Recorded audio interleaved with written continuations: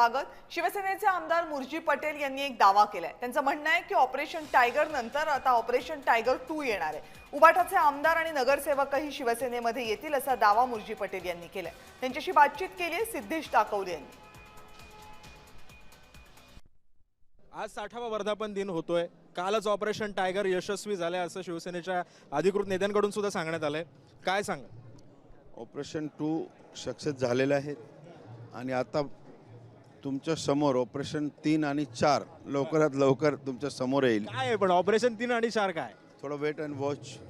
ये तो एक झांकी थी, बहुत कुछ आगे बाकी है। तो ऑपरेशन 3 और 4 बहुत लवकरात लवकर आपल्या समोर येईल। आणि आज शिवसेनेचा वर्धापन दिन आज नेस्कोमध्ये साजरा होतोय। तिकडे एक कुटुंब गटाचा मेळावा साजरा होतोय। एवढं दोघांमध्ये हे डिफरन्स आहे। आमचे नेते एकनाथ शिंदे साहेब आज पूर्ण महाराष्ट्राची जनतेला संबोधित करणार आहेत आणि महाराष्ट्राची जनता हा एकनाथ शिंदे साहेबांवर विश्वास ठेवते की ते काय बोलतील ते करतील।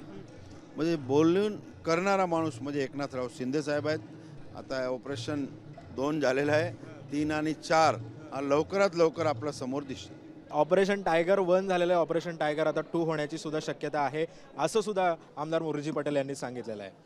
कॅमेरा पर्सन मनोज सह, सिद्धेश टाकवले, जय महाराष्ट्र।